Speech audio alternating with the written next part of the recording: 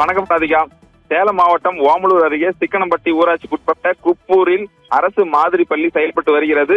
6ஆம் வகுப்பு முதல் 12ஆம் வகுப்பு வரை விடுதி வசதியுடன் செயல்படும் இந்த மாதிரி பள்ளியில் 400க்கும் மேற்பட்ட மாணவ மாணவிகள் தங்கி படித்து வருகின்றனர்.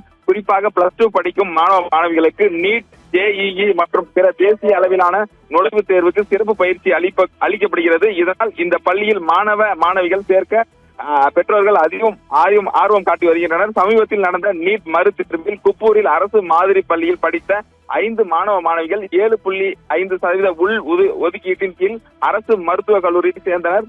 இந்த நிலையில் குப்பூரில் அரசு மாதிரி பள்ளியில் +2 படிக்கும் மாணவ மாணவிகளுக்கு நீட் மற்றும் JEE நுழைவுத் தேர்வு அளிப்பதற்காக தமிழகத்தை சேர்ந்த ஆசிரியர்களை தவிர வட மாநிலங்களான ராஜஸ்தான் மற்றும் சில மாநிலங்களை சேர்ந்த 5 ஆசிரியர்கள் நியமனம் செய்யப்பட்டதாக கூறப்படுகிறது.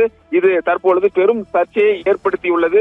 தமிழ் மொழி தெரியாத இந்தி தெரிந்த ஆசிரியர்களை வைத்து தமிழக மாணவர்களுக்கு எப்படி பாடம் கற்பித்துக் கொடுக்க முடியும் என்றும், இதனால் அந்த பள்ளியில் படிக்கும் மாணவ மாணவிகள் உளவியல் ரீதியான மிகவும் பாதிப்பு அடைந்து வருவதாகவும் குற்றச்சாட்டு எழுந்துள்ளது.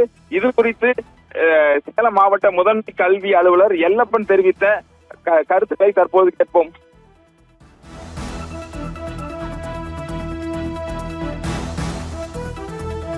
அங்க 31 ஆசிரியர், அது முழுக்க தமிழ்நாட்டை சேர்ந்த ஆசிரியர்கள் தான், நம்ம மாவட்டத்தை சேர்ந்த ஆசிரியர்கள் தான். Okay sir.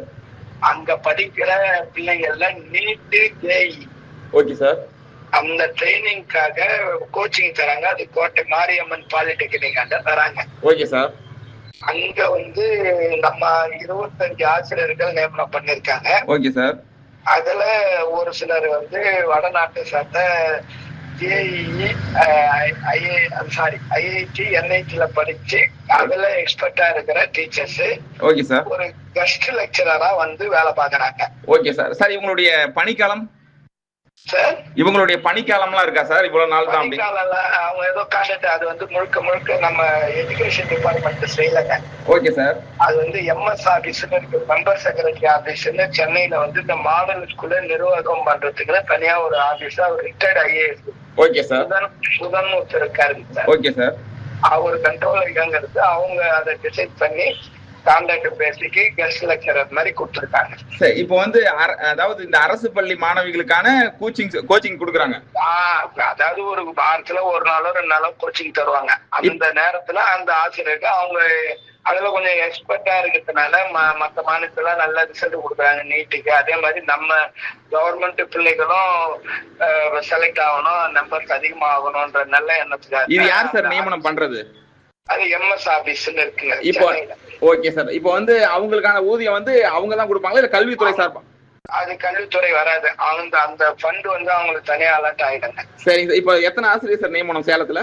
சேலத்துல 5 பேரும் சொன்னாங்க சார். பட் நான் நான் போகல. அது நம்ம கண்ட்ரோல் இருந்தாலும் அந்த இடத்துக்கு நான் போக வேண்டிய வேலை இல்லாம இருக்குது. சரிங்க சார். இப்போ கோச்சிங் ஸ்கூல்லயே நடக்குமா சார், வெளியவா? இல்ல, அந்த கோட்டை மாரியம்மன் கோச்சிங் சென்டர் தான் நடக்கும். அது எங்க சார் இருக்கு? அது இந்த டவுனுக்குள்ள இருக்குங்களா? நான் தான் சொன்னேன், அந்த இடத்துக்கு நமக்கு அதுக்கும் தொடர்பு இல்லைன்றதுனால போலங்க. Okay sir. அது கோட்டை மாரியம்மன் பாலிடெக்னிக். நீங்க லோக்கலுக்கு நானே வெளியூருங்க ஜஸ்ட் ஜாயின் பண்ணி ஆகுது. சரி சார். நீங்க அப்படி ஒரு ரவுண்ட் பாத்தீங்கன்னா சரிங்க சார். தெரிஞ்சுக்கலாம். Okay sir. Okay sir. நன்றி சார் அந்த தகவல்.